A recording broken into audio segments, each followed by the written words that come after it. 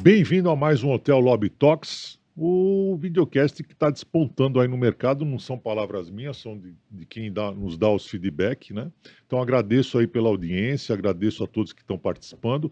Uber, como é que estamos aí, meu grande parceiro? Tamo junto aí, né, Peter? No nosso videocast aí cada vez mais com sotaques diferentes, com uma hospitalidade nacional e cada É isso vez aí. mais a gente conseguindo ter boas conversas aqui, né? Boas conversas e bons exemplos também. E hoje nós estamos com um convidado especial. Já vamos direto entrar aqui. Alexandre Gellen, bem-vindo aqui para o Hotel Lobby Talks. Alexandre, CEO da Intercity. Alexandre também já foi presidente do FOB, então tem uma bagagem grande. É hoteleiro desde que ele nasceu, né? A gente sabe disso, mas ele vai contar para vocês. Então, bem-vindo, Alexandre. Um prazer tê-lo aqui. Prazer estar contigo. E vamos Muito embora. Uber, vamos lá? prazerão em ter você aqui no nosso lobby, né? Obrigado, Uber. Prazer em te conhecer. Aham. Agora, como eu comentei aqui, pô, legal a empresa que tu criou, fiquei Cara, muito bem não. impressionado. Peter, Infelizmente não é essa. Peter, obrigado pelo convite. Sempre é um prazer, como eu te comentei, estar aqui com vocês e vocês são referência para a gente entender das tendências do setor da hotelaria. Imagina. Obrigado pelo convite. Espero não ser chato aí nessas próximas 50 minutos aí de história. Tranquilo. Fica tranquilo que a gente não deixa ficar chato, não. Tá bom. E você tá, Alexandre, vocês estão num ano de celebração aí na empresa, né? Muito legal. Chegar em 25 anos não foi fácil. Passamos por altos e baixos, passamos por ciclos, pandemia, enchente, crises, equilíbrio de super oferta e demanda na hotelaria. A gente vai aprendendo aos poucos que esse negócio é um negócio que requer muita resiliência, muita paciência, mas fundamentalmente ele é voltado para as pessoas e a gente precisa entender que são através delas que a gente consegue chegar numa empresa longeva. E é o que eu tenho comentado com o nosso time. Esse é um marco da hotelaria para a Intercity, Legal. porque nós fundamos a empresa construindo os ativos, construindo marca e reputação, passamos a entender que poderíamos vender serviços através dos contratos de administração, passamos a entender que a gente podia trabalhar com a licença de uso da marca em função dos nossos investidores, e agora a gente está entrando num ambiente também de multimarcas. A ICH Intercity passa a operar, para nossa honra, empresas de grande porte, como uma operadora internacional de marcas renomadas. Muito bom, esse é o caminho, eu sempre acreditei nisso, que uma operadora de hotéis tem que trabalhar com multimarcas. Eu acho que o caminho é a atualidade. Você tem que botar na gôndola, colocar na gôndola todos os gostos ali, né? Isso aí. Muito bom. Mas a gente quer saber como é que o Alexandre virou hoteleiro. Eu sei, né? Os nossos ouvintes não sabem, mas tenho o privilégio aqui. Depois a gente comenta aí as experiências. Mas como é que foi essa história? Antes de falar da minha experiência, eu acho super legal isso, porque imagino que tenha tantas pessoas que, assim como eu, quando eu era jovem, que tinha interesse, curiosidade de saber como se avança numa carreira, como é construir uma carreira e quais os caminhos que levam a pessoa a decidir por A, por B ou por C, né? Então, participei de alguns eventos da Endeavor que traz isso para os jovens, né? E espero estar aqui contribuindo também com exemplo para jovens, porque eu acho que isso é fundamental. Ontem a gente era jovem querendo construir carreira e hoje estamos aqui passando já por essa etapa. Mas, Peter, entrando no assunto, eu nasci em Novo Hamburgo, comecei a estudar num colégio estadual, sou filho de professores, meu pai, minha mãe, professora primária, meu pai professor de faculdade. Parabéns. E tinha, na época, com 9 anos, eu estava comentando, né, Uber, lá pelos 9 anos, 10 anos, eu sempre fui muito, vamos dizer assim, competitivo, queria o esporte como uma vertente para o crescimento. Minha mãe colocou no tênis, joguei tênis um bom tempo, entrei no voleibol, me destaquei um pouco mais do voleibol, então lá pelos meus 13, 14, lá abandonei a carreira tenística e fui ser voleibolista por, sei lá, até meus 20, 21 anos, quando eu entendi que não poderia ser um voleibolista profissional por falta de habilidade, por falta de altura, por falta de uma série. Não vou perder mais meu tempo aqui. Sim. Encerrei minha carreira até aqui rapidamente, porque com 20 anos eu estaria podendo começar a Sim, carreira sim. profissional. Mas você Então, jogou em algum clube, alguma coisa assim? joguei na Sociedade Ginástica de Novo Hamburgo, fui seleção gaúcha, joguei vários Opa. campeonatos brasileiros. Enfim, tive o privilégio de jogar com atletas de alta performance, mas decidi que com 1,88 era baixo, não tinha habilidade, parei com meus 19, 20 anos. Então, mas algumas coisas do esporte coletivo ficaram, como a gente estava comentando, aquela questão de dinâmica de grupo, a parte de companheirismo, de quando um não está indo bem, segura a onda do outro, vamos em frente. Eu acho que o esporte coletivo traz muita coisa de liderança, de companheirismo, de foco, E no vôlei não tem como não ser inovação. coletivo, né? No vôlei não tem. No 6 vôlei não. caras em quadra, às vezes um tá mal, os outros 5 vão lá e jogam por ele, às vezes um só se destaca e ganha o jogo por mais 5. Então, eu acho que esse é o ponto do esporte coletivo. Cada um com o seu esporte individual, o tênis tem as suas características, mas para o mundo do negócio, o esporte coletivo, eu acho que ele é muito legal. Ele é mais É representativo. representativo. E tem um espírito que eu acho muito legal, tenho 2 filhas, e o esporte, ele também tem algo importante no que é no sentimento de pertencer. Acho que o jovem Sim. precisa ter o sentimento de pertencer a algo. Sim. E esse algo pode ser bom ou ruim, né? Então, o sentimento de pertencer no esporte, ele sempre é saudável, né? Uhum. Aí desiste de tudo isso e já vira hoteleiro ou não? Como é que foi isso aí? Com 12 anos de idade para 13, os meus avós resolveram mudar um pouco de vida, compraram uma pousada na cidade de Gramado, eles moravam em Novo Hamburgo. Essa pousada, a cidade de Gramado era uma cidade muito ainda sazonal, incipiente, não é o que é hoje. Então o movimento era finais de semana e tiveram uma vida bastante dura. Na sequência da compra, da aquisição do hotel, eu passei a ajudá-los em finais de semana, nas férias escolares. Uhum. Participei da cozinha, do restaurante, da governança, arrumei muita cama. Então, as minhas férias escolares, eu hoje olho para trás, vejo todas as fotos dos meus amigos, todos na praia, a maioria curtindo, e eu estava lá ajudando a avó Frida nas vezes da pousada Bavária.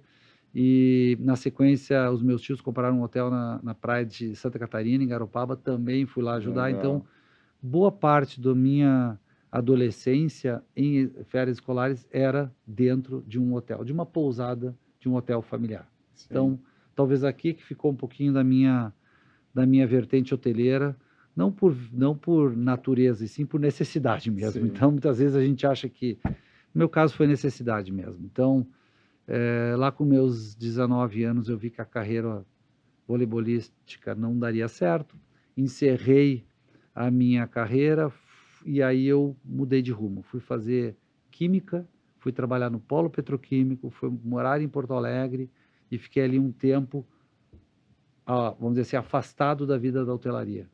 Legal. Tá. Passou um tempo, senti que aquilo ali não era para mim, a engenharia não estava me satisfazendo, trabalhar num polo petroquímico, produzindo oxigênio e nitrogênio 24/7, turno, morando em Porto Alegre, com uma namorada quase noiva. Uhum. Por esse processo, eu disse, muito jovem, eu disse, isso aqui não é para mim. E aí vem as viradas de chave. Então, naquele ano, eu decidi, larguei a engenharia, pedi demissão do polo petroquímico, saí do apartamento em conjunto com mais 2 amigos em Porto Alegre, e para virada total, larguei a namorada potencial noiva e fui viver minha vida na Serra Gaúcha fazendo hotelaria. Isso com 21 para 22 anos, me formei em hotelaria. E foi um chamado, né? Porque por que você pensou em voltar para a Serra Gaúcha, assim? Peter, eu acho que às vezes a gente precisa seguir o instinto. Muitas vezes eu sou um cara um pouco racional, mas tem uma pontinha do emocional. Então o instinto ele é importante. Não estava feliz. A intuição. Intuição. Eu não estava feliz, a vida não estava legal numa cidade grande, a engenharia química não estava me me satisfazendo, o trabalho numa indústria estava diferente, botina, capacete e tal, tinha vivido uma vida, eu tinha vivido Sim, um mas período de serviços. sim, mas por que não ir para outra indústria e por que foi para a E aí hotelaria? eu acho que é uma composição, né? Minha avó sozinha, uma pousada, que já tinha as suas necessidades, não era uma situação de pai para filha, era uma situação de de avô para neto. E a gente tinha uma relação muito próxima. Ela nunca me pediu nada, mas eu via que ela estava precisando, eu sabia que eu não estava feliz e podia ajudá-la, mas tinha uma vontade muito grande de ser alguém na vida e dizia para ela, não, eu vou fazer minha carreira aqui, porque aqui, não, mas não estava feliz. Eu disse, mas se eu for contigo, eu já vou fazer o teu sonho. Então eu queria alguma coisa do zero. Ela olhou para mim, sábia, ela olhou para mim, eu comecei do zero. Só que eu tô do 0 ao 5. Se tu pode começar no 5, por que tu não vai começar? Por que não começa do 5 e não do 0? Começa do 5, pode chegar mais longe. Sabedoria, né? Então eu entendi o recado dela e larguei tudo em Porto Alegre, fui morar em Gramado, fiz Bacana. hotelaria e fui fazer meu estágio na Áustria. Eu queria ter um pouquinho mais de experiência internacional. Na época era muito difícil, não existia cartão de crédito, não existia. Eu lembro, Peter, que eu fui. Isso foi em 88, o Muro de Berlim ainda existia a Sim, Alemanha Oriental sim. ainda. Um Meu ano tio veio da Alemanha Oriental, então eu falava muito sobre a Europa, adorava a Europa e tinha sonho de conhecer a Europa. E aquele estágio para mim era o sonho de conhecer a Europa. Então eu morei na Áustria durante um ano e qual depois cidade foi mochila lá? na Áustria, em Bad Gastein, em Pato Gastein.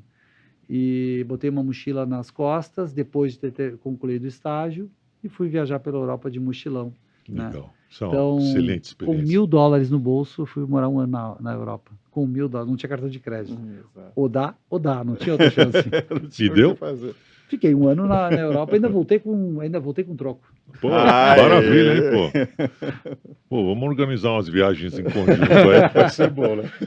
Imagina ir viajar para a Europa com $1.000 no bolso Imagina. para ficar um ano. Meu Não Deus. tem como. Praticável, né? Não, Não chegou mas nem a trabalhar. Trabalhou, eu não? trabalhei. Não, eu fiz meu estágio, fui acolhido por uma família, morei nesse hotel e ali eu trabalhei durante um ano em todas as frentes de uma pousada, de um hotel de alto padrão numa região de esqui, né? Que é Tá. Bad Gastein, Bad Gastein. Então eu tive minha primeira experiência fora da família como estagiário na Áustria. Esse foi o meu pontapé inicial. E quando eu retornei então desse meu estágio, eu passei então a me dedicar agora já com uma posição um pouco maior na família, né? Então eu já tinha meus altos 23 anos, sabia tudo, sabia tudo. Chegou. Cheio de razão. Chegou gigante. Cheguei gigante. Comecei na família e fui galgando posições. Nós tínhamos uma família, tinham 2 hotéis, depois a gente acabou tomando outros rumos na família, e aí casei, tive 2 filhas, e lá com meus 30, fui pai com 30 e 33, quando eu tinha uns 34 anos, então eu recebi um convite para falar sobre hotelaria com uma holding familiar que tinha interesse no processo, né? Tínhamos amigos em comum, e ali nasci Intercity. Que legal. Muito bom. E quando deu certo, assim, você falou, vou começar a Intercity, como é que foi a sensação de entrar nesse mercado que, na época, já era um mercado bem consolidado de redes hoteleiras crescendo, de muita coisa? Como é que foi esse Tu momento? prefere a história curta ou a longa? A curta é a coragem da ignorância.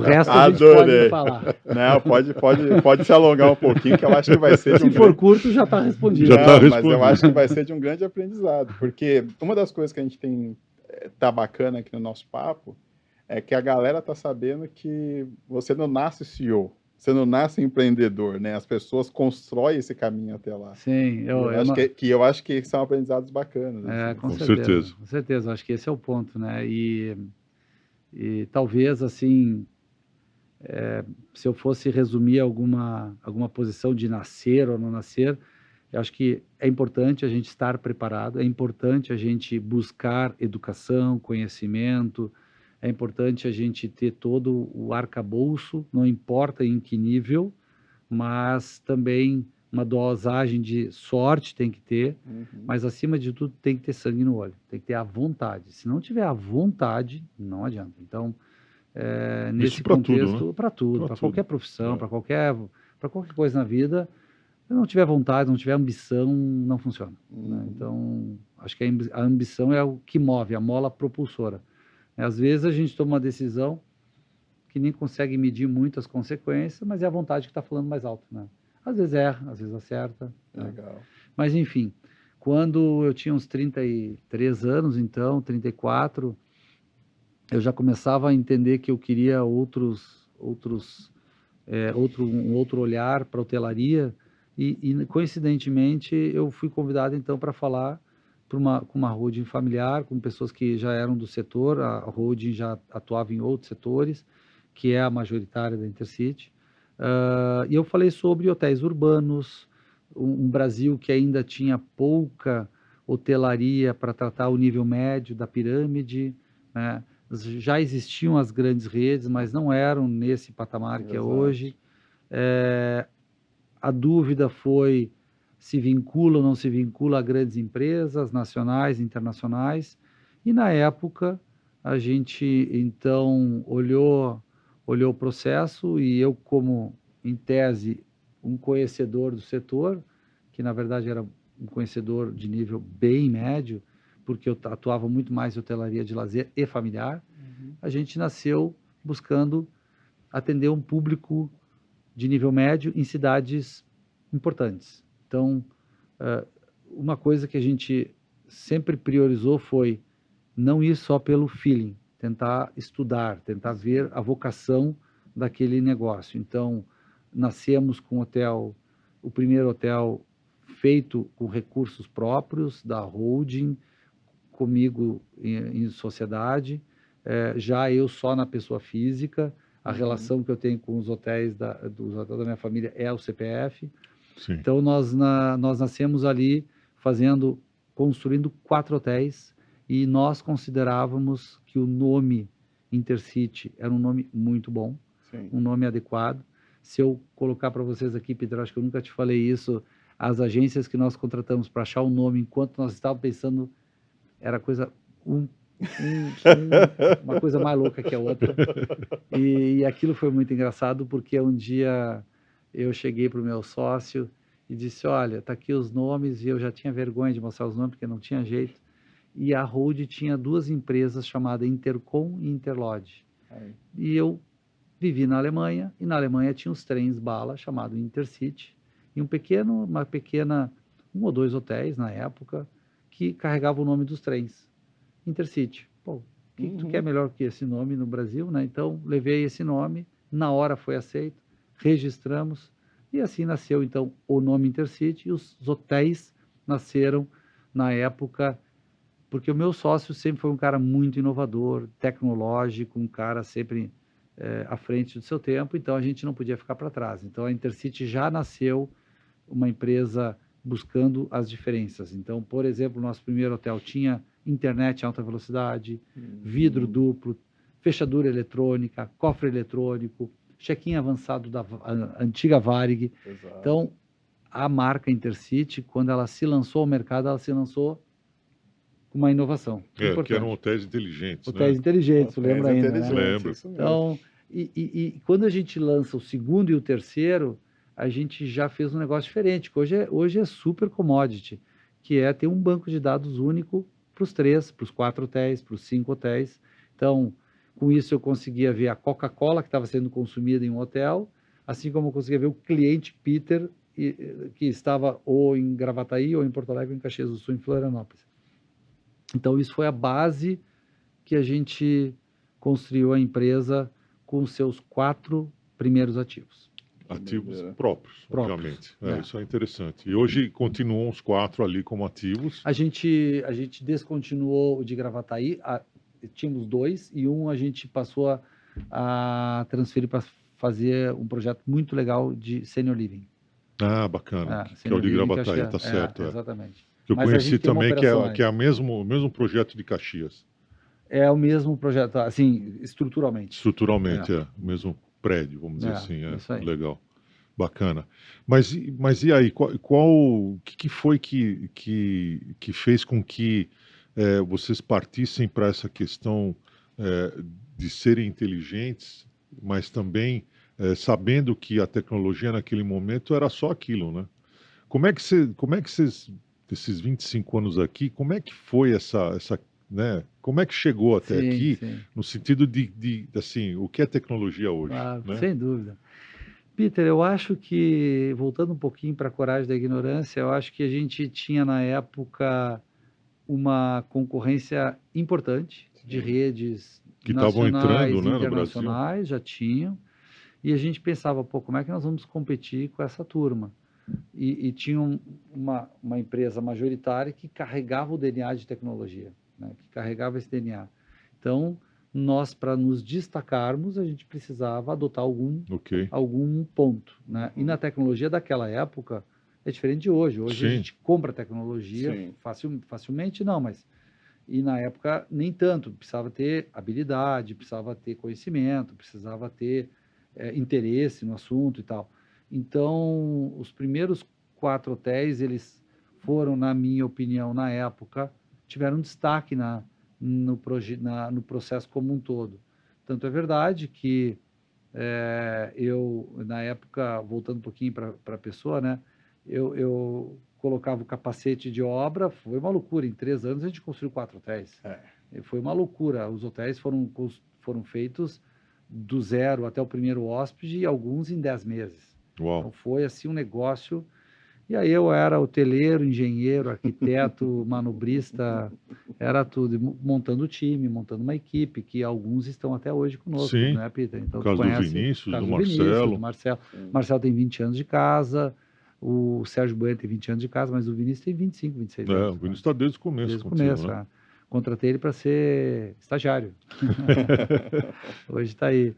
Enfim, então nós precisávamos nos destacar. E eu acho que foi legal, porque o mercado imobiliário, ele reconheceu isso, as empresas já estavam com o regime de condotel, nós não sabíamos nem o que significava condotel, mas, de novo, foi o flat, então a Sim. gente foi chamado por algumas incorporadoras, vem cá, vocês não querem emprestar o nome, a marca, a gestão, para a gente poder construir aqui um hotel? Daí fomos entender o que era isso, né? Então, ali em 2004, 2005, a gente começou a se especializar em gerir o dinheiro de terceiros, o que é bem diferente do Muito que diferente. gerir o Exatamente. dinheiro É. da gente, né? Então, aí as responsabilidades aumentaram. Quando você tem, assim, vai gerir o dinheiro do outro, mas é um ou dois, né? Dois investidores, um investidor é mais fácil. Mas o modelo condotel, todo mundo sabe que é uma pedra no sapato você gerir um condotel, justamente porque desde o começo, o que eu considero um pouco equivocado, é essa liberdade que você dá para os investidores montarem um conselho, ter um síndico e mandarem tanto como no hotel. Então, sempre trago o case do MEA, que é o Marriott Executive Apartments, que fica aqui na Vila Nova Conceição, que proíbe os investidores de entrarem no hotel. Se você nos deu a administração, então nós tocamos o hotel, não é você que vai. E é um modelo que funciona. Então, como é que foi para vocês essa transição, né, para o condotel e as dificuldades que vocês tiveram, que pode ser um exemplo aí para os novos, né? Legal. A gente foi aprendendo à medida que o tempo foi passando, né, Peter? E eu também, eu venho da hotelaria familiar, eu venho daquela hotelaria tradicional que a pessoa é dona do ativo, que gere o negócio, que olha o resultado e que não precisa, Que os erros e acertos são seus, são né? seus e não precisa compartilhar os números. Para mim foi um choque, mas eu confesso a vocês que era a forma que eu enxerguei que dava para crescer, né? Então o time começou a acompanhar. Nós tínhamos em 2005, Peter, a gente sofreu um baque importante. Nós tivemos que chamar os universitários para nos ajudar. Eu não estava reconhecendo onde estava o erro da empresa, então precisei chamar um pessoal que fosse especializado e o diagnóstico foi simples. Nós queríamos ser uma empresa grande, com custo grande, mas receita de pequena. Basicamente, o que uma empresa sofre quando quer crescer e talvez Sim. rapidamente. E como a gente precisava gerar resultados, não tinha um papai para poder bancar, para tudo, recolhe o time, olha para dentro de casa, reajusta A rota. a rota. Então, 2005 foi um ano importantíssimo para a Intercity. A gente reajustou a rota e em 2006 a gente já começou a recolher os frutos disso até 2010. Então, foram anos importantes. A gente já tinha, então, aí uns 7 ou 8 hotéis. Já estávamos começando a entender essa compartilhar dados com seus investidores. E eu confesso a ti, Peter, que administrar um hotel com mais donos, como é o caso, a gente tem 4.000 investidores, 3.800, com 40 e poucos conselhos espalhados, eu considero que a gente é uma corretora de valores. Né? Então, eu entrego R$1 milhão para uma corretora, ela vai fazer as aplicações, sempre me perguntando qual é o risco, qual é o apetite que tu tens, como é que tu está pretendendo, qual é teu ambiente qual é teu estômago para esse processo ou não. Então, neste quesito, eu entendo que a gente faça o mesmo. Eu não sou aquele cara que me dá o dinheiro aqui, que eu te entrego 1% ao mês e eu me viro.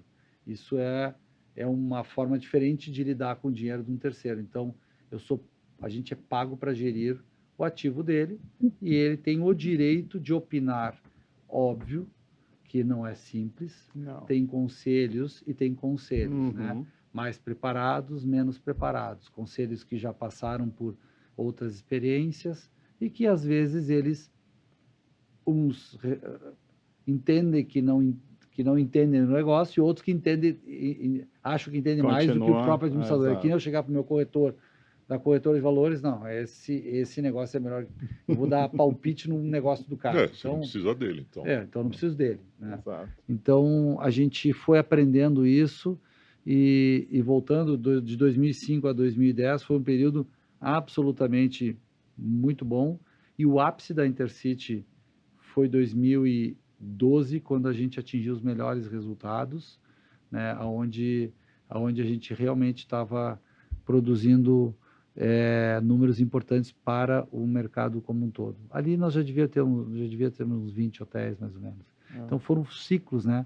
De 2000 a 2005, construção e reforço da marca, e, ao mesmo tempo, não produzir resultados. 2006 a 2010, bons resultados. 2010, a gente parou para planejamento estratégico e agora a gente vai crescer. Então, a gente lá com a nossa sociedade, a gente parou e disse, bom, aqui tem espaço para crescer. E, de fato, nós fomos muito bem até 2012 e 2013. Aí, como todo mundo sabe da história, veio a Copa, veio a super oferta, veio as Olimpíadas, veio a crise. E aí nós tivemos, ainda que nós estávamos preparados para a crise, porque foi severa. 16, 17, 18 foram crises severas. Sim, muito severas. E indo para o pessoal profissional, vocês passaram por 2 desafios grandes nos últimos anos, né? Que foi pandemia. Sim. E agora enchente. E aí o Alexandre, porque a liderança nessas horas ela fica mais solitária ainda, né? E aquele período para nós foi assim, vai ficar gravado na memória, porque nós perdemos em 10 dias 90% da receita. O setor, imagino que todos os colegas, agora já não lembro, falei com tanta gente, mas a gente perdeu 90% da receita em 10 dias. E a gente olhava aquilo e dizia, bom, o que vai ser feito? Né? Nós tínhamos na época 2.000 colaboradores, 1.800 colaboradores. Então, a cada 15 dias diziam, agora volta às escolas. Não sei se vocês lembram disso. Então, ninguém sabia exatamente o que ia acontecer e diziam, a cada 15 dias a volta... Era só aquela expectativa. Só a expectativa. Quando chegava lá pelo 10º dia, mais 15 dias. Então, o que fazer, né? E na época, os meus colegas, enfim, eu fiz um curso de MBA, tenho colegas de todos os setores. Eu, coitado do cara, né? Trabalhou tanto agora para o novo normal, agora acabou, arrasou com o setor dele. E eu olhava aqui, mas será mesmo? E nós ali, na época, os primeiros 15, 20 dias foi aquele turbilhão e depois a gente começou a agir. Aí eu trabalhava 14, 15 horas por dia, não fiquei um dia em casa, o tempo todo dentro do escritório, no corporativo, E eu entendo tomando as que decisões a que eram... tua, não cortando teu raciocínio, mas indo pro pessoal mesmo, porque você praticamente era o que as pessoas cobravam, né? A resposta. Sem dúvida. E aí eu imagino para você como é que era pensar assim, mas gente, nem eu sei o que responder, né? Sabe onde eu fui buscar conselho? Ah, A gente contratou um infectologista, a gente tinha muito mais pessoas ligadas à saúde do que à administração, né? Sim. Então, algumas ações foram tomadas importantes, né? Mas todas elas vieram em decorrência de uma conversa. Eu tenho uma médica que eu gosto muito dela, a gente já tem um trabalho muito forte, eu fui macrobiótico, ela estudou na China, ela passou por pandemias, passou por guerra, então eu disse, bom, já trabalhou na China, 15 anos, minha médica macrobiótica, fez um trabalho espetacular com muitas pessoas, vou recorrer para ela. O que é uma pandemia? E ela me falou, olha, eu não sei qual a tua decisão, mas a pandemia, eu não vejo nada com menos de 1 ano, mas também não vejo nada com mais de 2 anos, 2 anos e meio. Na época era 15 dias, e ela me falou 1 ano. Eu disse, não, peraí um pouquinho, tem alguma coisa. Eu olhava 15 dias, 30 dias, 1 ano, no mínimo, talvez 2, eu tenho que acreditar em alguém. Eu acreditei nela e a gente chamei o RH e a gente fez um trabalho de análise, fluxo de caixa, tomada de decisão. Na época, os jornais queriam de Porto Alegre, porque a gente era uma empresa de referência e falavam, não demita, né, jogue para frente, acredite e tal. Eu não tinha receita para não tomar decisão. Então, a gente tomou algumas decisões drásticas, mas que na época eram muito importantes, né? Então, o governo lançou algumas campanhas e que fizeram toda a justificativa de dizer, ok, a gente reduziu a nossa folha de pagamento em 50%, e essa redução a gente foi obrigado a conviver com ela por um bom tempo. Depois, quando começou a retomar, nós fizemos uma estratégia, e aí quando o time é bom, não é a gente que... O pessoal da controladoria falou, Alexandre, olha só, senta aqui, eu vou te explicar uma coisa. Pá. Tem que acreditar na equipe. Se a equipe é madura, então acredita nela. E a turma falou, olha, Alexandre, assim, aqui nós temos que botar dinheiro para dentro do caixa. Não importa qual é o valor. E aí, Peter, eu escutei de profissionais, grandes fundos, dizendo, nós como hoteleiros achamos, desculpe o termo, horrível, eu ia falar outro termo, tá? Mas eu vou te preservar. Vou te preservar. Achamos que tu está fazendo como hoteleiro, mas como investidor, estamos dando palma. Porque o que nós fazíamos na época? Não importa, nós éramos uma padaria. Sim. Se entrar R$50 no final do dia, 100, 200, 300, 400, ele minimiza o meu prejuízo no final do mês. Claro. Então, eu estava vendendo diário, podia ser 50, 40, 20, não importava. Tem que botar dinheiro no caixa para minimizar o impacto. Depois, isso que a gente, sei lá, 10% da folha de pagamento de cada hotel que estava aberto. Na medida que foi passando a crise e os hóspedes começaram a voltar, o pessoal começou a querer recontratar. E a gente começou a recontratar com tarifas baixas. Veio a minha equipe e disse assim, tá errado. Para tudo, agora volta a botar preço e diminui a ocupação. Prova. Pá. E aí se começou a botar preço de volta, preço da tabela correta, para diminuir de 20% de ocupação para 5% de ocupação. Exato. E aí, de novo, foi a estratégia cirúrgica para nós vivermos mais um período e garantir a empregabilidade de quem estava. E, na sequência, então, quando a coisa normalizou, recontratamos tudo e hoje já temos muito mais colaboradores e saímos muito bem da crise. Muito bem da crise. E aí você está respirando a pandemia, vem uma enchente. A enchente tem outra conotação, né? Na pandemia, Uber, a gente era solidário, todo mundo, enfim, tinha ações governamentais, enfim. A enchente, ela pegou a Intercity num outro patamar, né? E também era regional, né? Regional. Era local, então, né? para Você ter uma tinha ideia, mais tantos hotéis pelo nosso Brasil faturamento todo caiu que 6%. seguraram, né? Nosso faturamento caiu 6%. Entendi. Então, foi horrível. A primeira coisa que fez foi acolher os colaboradores. A primeiríssima coisa foi acolher quem está passando por dificuldades. Quem Sim. tem alguma coisa severa, nós vamos atuar. Então, era barco, era isso, era aquilo, a gente atuou isso nos primeiros 10, 15 dias, depois estava calmo. Bom, agora danos físicos, aonde foi, qual é o hotel, enfim. Então, eu entendo que a enchente foi duríssima para famílias, duríssima para as pessoas. Para nós, tivemos 3 hotéis atingidos, 2 severos. Um a gente colocou em operação na sequência, porque é de um condomínio e aí compartilha tomadas de decisão. O outro, que é uma unidade própria, a gente aproveitou o momento para fazer um retrofit geral no hotel e ele agora vai nascer com outra cara, melhor ainda, a partir do próximo mês. Ele já está operacional, mas ele está vindo com outro vigor. Muito bom. Bom, Grandes aprendizados aí de sim. tudo isso, né? E sempre a gente, assim, né, a gente costuma dizer que os males vêm para bem, né? E é verdade, né? Porque às vezes aquele processo ali, claro que uma enchente nunca, enfim, mas sempre tem um lado positivo nas questões, né? Então, às vezes acontece alguma coisa e naquele momento aquilo é o fim do mundo. Se mostra como algo que não vai ter solução, mas depois de passar um tempo, se você volta e analisa, você vê que aquilo foi benéfico, por um lado. Não estou dizendo no caso da enchente nem da pandemia, mas são sempre aprendizados que você consegue utilizar eles depois, né, de uma forma um pouco mais brilhante, vamos dizer assim. Perfeito, Pedro.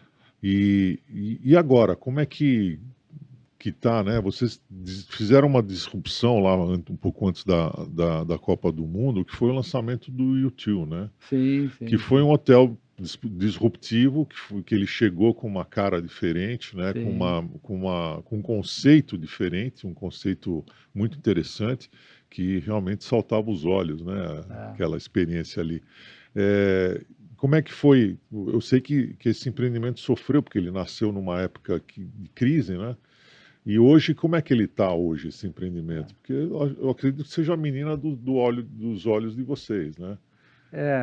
Eu acho que a gente está vivendo, de novo, uma outra fase de transição, né, Peter? Assim como a gente viveu 2005, 2010, né? Depois são fases de aprendizado, as crises vêm para nos ensinar muitas coisas e sábio é aquele que usa elas para não repetir o erro no futuro, né, Peter? Exatamente. Então, Exato. a gente precisa estar sempre atento a isso, porque muitas vezes a gente não presta atenção aos sinais.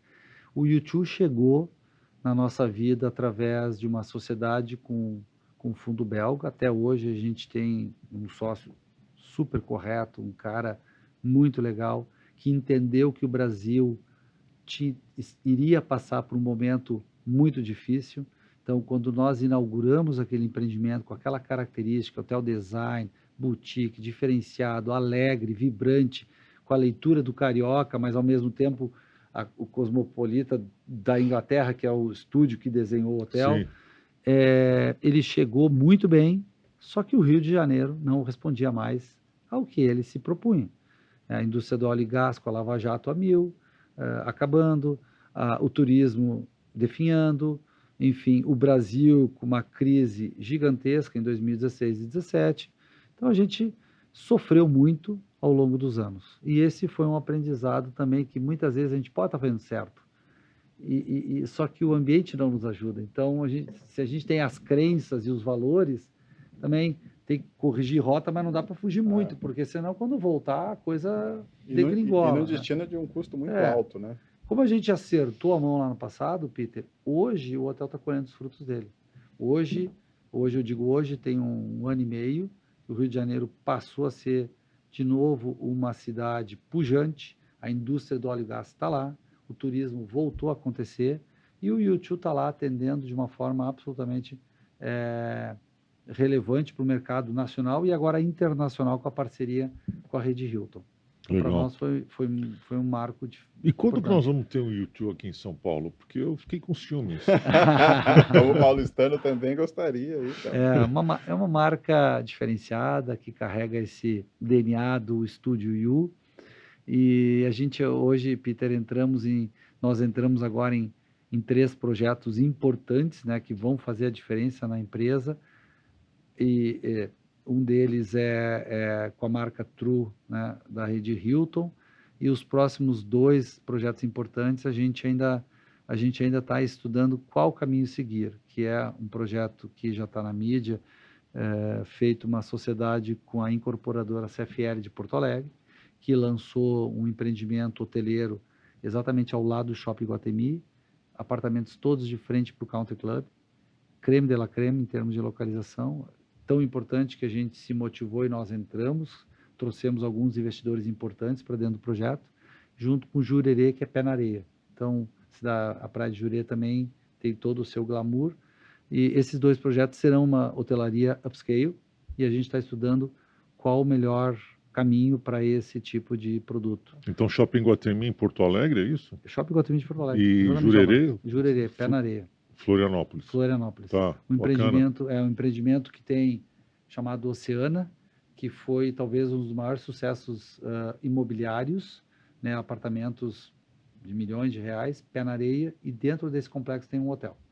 Então, ali a gente vai ter um hotel upscale, com spa, com restaurante, super renomado, ao lado dos principais beach clubs, e esse começa a obra nos próximos 60, 90 dias, através da CFL. Ainda não definiu a marca ainda. Ainda não. Tá. Porto Alegre, já inauguramos final desse ano e início do ano que vem.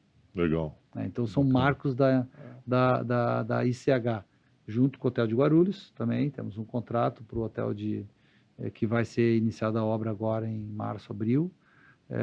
Enfim, então temos o True by Hilton de Tatuapé, um hotel gigante dentro do complexo, que é o maior prédio, da Uman, que é o maior prédio em obra atualmente no Brasil. Então, sei lá, 10% da construção civil é o hotel, o resto é faculdade, shopping, torre comercial, residencial. A gente tem um projeto em Marechal Cândido Rondon, em Teresina, e por aí vai. Brasil afora. A gente abre agora o próximo em Chapecó. Então, agora a empresa ela passou a ter a sua marca de hotéis mid-scale urbano, que é Intercity, True by Hilton, U2, e uma próxima agora, a hotelaria upscale. E tem a marca High também. A marca High, ela está guardadinha na gaveta, uma marca super querida, moderna, jovem, mas que precisa ainda criar coragem. Tá, bacana. Eu vou te fazer uma pergunta injusta, tá? Mas... Injusta? Injusta, porque é muito pesada essa pergunta. Tem o direito de réplica? Tem o direito de réplica ou até mesmo o direito de não responder, na verdade, também. Você é uma das lideranças nacionais, né? Está à frente ainda acho que da principal associação do setor, né? Não, já não mais, né? Mas esteve à frente. E a gente ainda sente que a hotelaria brasileira, ela não consegue muitas vezes estar unida para muitas frentes que seria importante ter essa união. Não estamos falando que a gente tem que ser 100% unido e tal. Qual que é o desafio da gente ainda hoje, sabendo que seria muito melhor estarmos mais unidos para ser pro bem de todos, e a gente não consegue muitas vezes ter essa união? O que você enxerga? Eu acho injusto, porque é uma pergunta muito forte assim, sobre essa... Porque assim, a gente não pode fingir que a hotelaria brasileira é unida, porque não é ainda, né? Não, eu falo assim, de uma maneira um pouco mais forte para... Será algumas conquistas? Antes dele responder, eu vou dizer, eu acho que a gente está melhor do que estava. Muito. Sim, né? muito. Sim. Então houve um avanço. Houve um avanço, eu ia exatamente te falar isso. Se nós estivéssemos falando em 2019, totalmente com razão. Eu presidi o FOB até um pouco antes da pandemia, graças a Deus. E depois eu tive outros desafios em Gramado, na autarquia que gera o Natal Luz, Festival de Cinema, também presidi o conselho de administração lá por 4 anos. É uma grata satisfação estar vinculado também nesse mundo institucional, como aprendizado, como análise, como visão de mundo e contribuição também. Sempre fui radicalmente contra, mas eu acho que todo mundo precisa dar sua contribuição. E nesse quesito, Uber, eu acho que é um pouco diferente do que tu está falando. O legado para mim, o legado da pandemia, para mim, o legado mais importante foi a união das entidades. Elas se uniram em prol do setor. Tanto é verdade que o PERSE, que fez a diferença no pós-pandemia, ele só parou de pé para o setor da hotelaria, por exemplo, e da gastronomia também, por conta da união. E ele só não caiu há um ano e meio atrás, Sim. por conta da união. Agora, o desafio é a continuidade disso, através da frente parlamentar que já foi constituída. Hoje mesmo a gente está lá, o FOB, em Brasília, junto com a BIH, Resorts Brasil, Sindepat, tentando entender o que está vindo aí do governo federal para dizer, para divulgar os números, né, se já atingiram ou não aquele patamar de 15 bilhões de reais, porque um pedaço do PERSE já caiu. A gente está lá em Brasília trabalhando com as questões agora da lei das camareiras, né, da Escala. periculosidade das camareiras. Então, Uhum. eu acho que houveram avanços, talvez Uhum. não como a gente queira, mas houveram muitos avanços Sim. após a pandemia. Porque eu falo muito assim nessa questão, por exemplo, ainda em alguns destinos a gente ainda vê uma questão de pouco de guerra tarifária, que eu acho que aí seria sim. algo um pouco mais que ajudaria. Tem a questão do faturamento ainda, que eu acho que é algo que eu sei que não depende só da hotelaria, mas acho que uma união da hotelaria também poderia ter alguns avanços até de rentabilidade. Então, acho que são alguns desafios que eu acho que um pouco mais unidos poderia ser um pouco melhor. Não, eu acho que tem assuntos que são comerciais e aí já é mais difícil, né? A gente no FOB tentou fazer várias ações, fim do faturamento, Eu talvez estava setor- lá, eu Eu estava lembro. lá e sofri bastante. Eu lembro de algo também que se tentou fazer, que foi tirar o café da manhã, né? café da manhã, Lembra? são situações culturais, É. né? Mas eu acho que agora eu entendi tua pergunta. Aham. Eu tinha interpretado que era alguma coisa de relevância do setor junto à sociedade, Não, né? não, é E isso mais. eu acho que nós Não, tivemos um sim, avanço. foi com Nós certeza, tivemos um com avanço. certeza. Fico triste porque com a reforma tributária eu acho que a gente volta ao patamar passado, acho não, volta e talvez até com prejuízo, dependendo daquela condição diferenciada que a gente conquistou, vai depender das alíquotas que vão vir. Nosso setor é muito tributado em relação Sim. a outros, né? E isso é uma lástima, porque a gente gera emprego, a gente gera renda. Hoje, para vocês terem uma ideia, só na Intercity, dos valores que a gente teve, nós tivemos de benefício através do PERSE, que foi PIS, COFINS, Imposto de Renda e Contribuição Social, essas rubricas todas tiveram um valor importante nesses 3 anos. Para onde foi esse dinheiro? Voltou para a economia. 1/3 foi direto para a mão do investidor, que foi na farmácia, no supermercado, no posto de gasolina. 1/3 foi para recompor os fundos que estavam liquidados em função da pandemia. Então, os caixas agora estão adequados nos hotéis que a gente administra. E o outro 1/3 foi para a construção civil, para a reforma dos ativos. Então, a gente renovou mais de 6, 7 hotéis, né, em função dessa capacidade financeira. Então, e nesse quesito, por que a nossa indústria é tão tributada? A gente vê o setor financeiro, o setor da construção civil, o setor automobilístico, o setor de farmacêutico tendo benefícios, por que o nosso não pode ter um benefício e voltar isso para o nosso colaborador, que muitas vezes não está bem Eu remunerado? concordo. Então, Sim. esse quesito, eu acho que a gente tem um caminho pela frente. Tem que pleitear, né? Tem que pleitear, e tem que estar lá perto. Sim. Sim, tem tem essa que estar maneira. perto. Isso é uma coisa que a gente até, né, bate palma lá pro Baixinho, né? Que Sem foi o dúvida. Baixinho que começou essa nova fase da hotelaria, né? Exatamente. Manuel Linhares, né? Manuel Presidente Linhares da BH lá, Nacional, tem seus méritos aí muito grandes em relação a isso. Vamos deixar ele dar uma relaxada agora, né? Que só tá falando coisa séria. O Vamos. Alexandre, ele vai ver jogo de futebol, ele viaja, Ou fica o vendo esporte tênis em continua casa, ainda. né? Como é que tá? Legal. Olha, eu tô jogando menos tênis do que eu deveria, do que eu gostaria.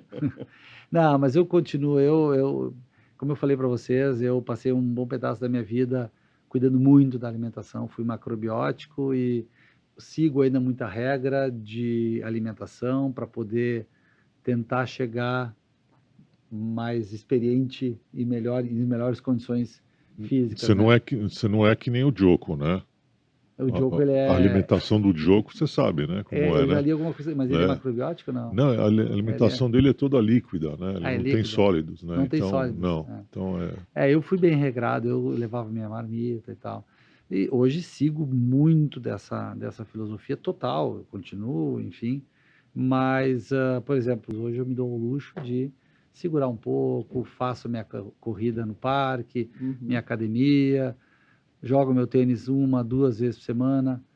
Vôlei menos, apesar dos Saibro. meus saibro, prefiro saibro. Bom, né? O joelho agradece. Opa, é outro tênis, né? Gosto de um bom charuto. Sim. E aí, está fumando cubanos, nicaragüenses, Não, com República dólar a Dominicana? 6, o cubano ficou impossível, Peter.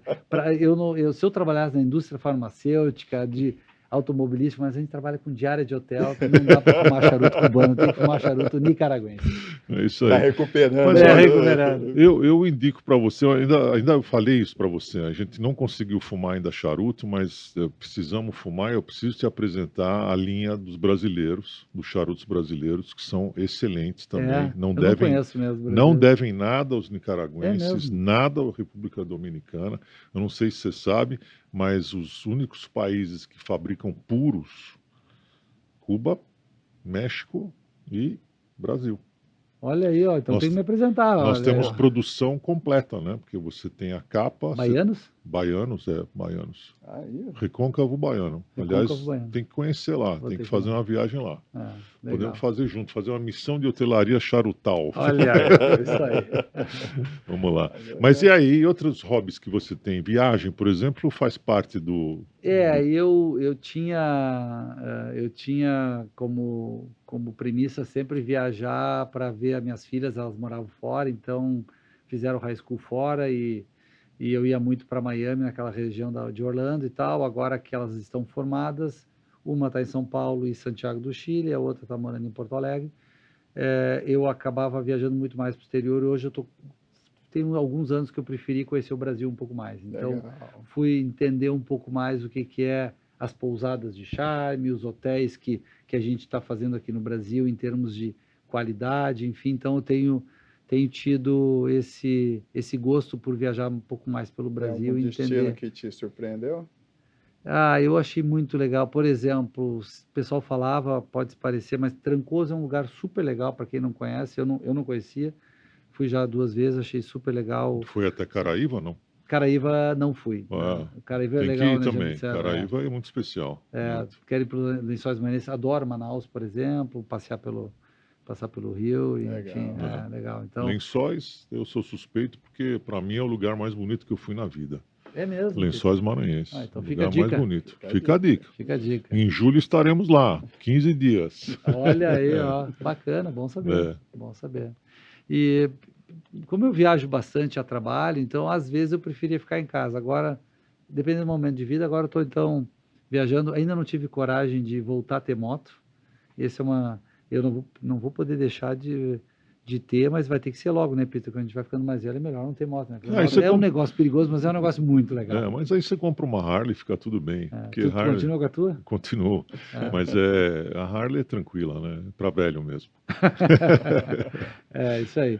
Então eu faço meu tênis, jogo meu tênis, minha academia, enfim, e gosto de fazer minhas viagens, dou suporte para minhas filhas, vou a Gramado, onde está minha mãe ainda, com altos seus 87 anos, Que legal. trabalhando Parabéns. no hotel, e ela tem um propósito de vida muito legal, então Legal. eu acho legal poder toda semana dar um pulo lá e dar uma olhada pela... E tem lido algum livro, tem visto documentário, não tem tempo?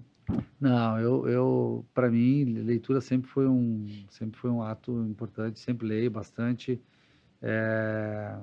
Neste exato momento, eu estou lendo um sobre dopamina, sobre o reflexo da dopamina nas ações do ser humano, Que então, porque a doideira. gente sempre está olhando para frente. Ela é importante, mas também ela pode nos prejudicar. Sim. Então, essa é a minha leitura. Tem um livro que eu sempre recomendo muito para quem gosta de negócio, enfim, que é o Arriscando a Própria Pele. Eu acho que esse é um livro que traduz um pouco do que é ser empreendedor, e não é um empreendedor de fazer negócio, é um empreendedor interno e externo, né? Aquele cara, esse é um livro que eu sempre gosto, do Nassim Taleb.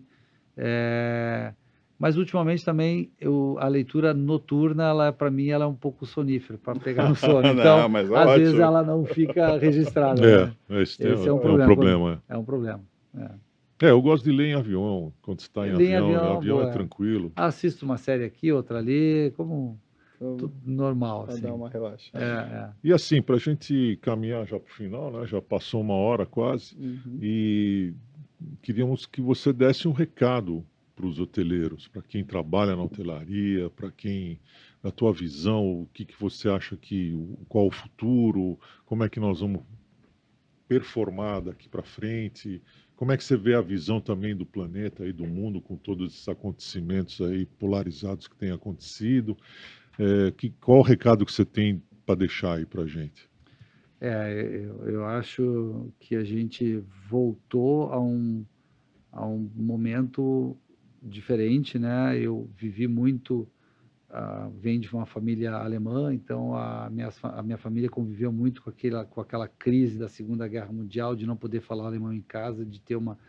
Então a gente sempre teve esse trauma, não sei se é trauma a palavra, mas Mas é um... é uma situação atípica que a gente viveu e meus avós passaram isso para a gente. E agora a gente viveu durante 20, talvez 30 anos de uma certa estabilidade, vamos chamar assim. Uhum. E isso tem seu preço, e o mundo, se a gente olhar para trás, ele é feito de ciclos, né? E eu acho que agora a gente entrou num novo ciclo, um ciclo onde os países vão se fechar um pouco mais, e isso significa que pode ter mais risco de guerra. A gente viveu a Guerra Fria dos anos 80, anos 90, a qualquer momento alguém aperta o botão, né? Eu fui para Berlim, era Berlim fechado, ainda oriental, onde o cara, se tentava ultrapassar o muro, era metralhado, isso em 1988, em 89 mudou. Então a gente está voltando, na minha opinião, a um ponto que pode ter, não vou dizer esse mesmo risco, mas eu acho que talvez é o risco de a globalização está sendo questionada, né? Está sendo questionada, e talvez olhando por um ponto assim como o estoicismo, que eu gosto muito, né? Eu leio muito sobre filosofia e o que é o estoicismo, ver a parte boa disso, né? Onde a gente pode atuar, porque onde a gente não puder atuar também não adianta ficar gastando muita energia. Claro. E eu acho que agora os países mais fechados significa mais gente viajando pelo Brasil. Então, eu acho que nós, hoteleiros, temos que estar preparados para isso. A viagem interna, ela passou a ser um ponto positivo para os brasileiros. Eu acho que nós temos 230 milhões de brasileiros que têm que conhecer mais o Brasil. Até pouco tempo atrás, eu não sei, Peter, se tu tem essa informação, mas se eu não me engano, eram 40, 50 milhões de CPFs que botam o pé. 60 Agora tem 60, milhões, pouco tempo atrás era 20. Então, 60 milhões. 60 milhões de CPFs. Pô, tem um mundo de gente ainda que tem que viajar, né, e ficar em hotelaria. Foi uma questão que eu sempre apontei. Eu acho que o Brasil, já que não consegue atrair o turismo internacional por questões de localização, por questões de segurança, enfim, mas o turismo doméstico, ele supera Sem dúvida. 6 vezes, mais que 6 vezes, 12, 10 vezes mais do que o turista internacional vem para cá. Então, investimento em estrada, em infraestrutura, isso vai fortalecer cada vez mais e a gente tem problema de malha aérea, vamos construir estrada, então, vamos melhorar as estradas, vamos viajar de carro para lá e para cá, porque também é uma viagem muito prazerosa para quem gosta de dirigir e tudo mais. Quanta gente que sai da Argentina ali, passa pelo teu estado para chegar em Florianópolis. Sim. Né? E pega a Alemanha, quantos alemães, são 80 milhões de alemães que viajam entre as cidades, eles fazem o turismo interno. Esse turismo interno lá é um negócio incrível. Sim. Viaja 100 quilômetros e já está fazendo turismo, já se hospeda no hotel para visitar um parente. Isso aqui a gente precisa fazer. Acho que esse é o caminho aqui do Brasil, né? É isso aí. Mas que legal, a gente chega mais final de papo. Final de mais um Hotel Lobby Talks, com a presença do Alexandre. Muita gratidão por você ter vindo aí. Eu que agradeço. Você que deu tempo. Gostou de estar aqui no Lobby? Muito bom. Muito legal. Obrigado pela lembrança do meu nome. E espero ter contribuído com a turma aí. Claro, sim. E volte sempre. Tá bom. Tá bom? Obrigado, Peter. Valeu, gente. Então, você que chegou até aqui, dá um joia, curte aí o nosso canal e divulga também, porque você ajuda a divulgar o turismo brasileiro. E a gente se vê na próxima semana. Até breve.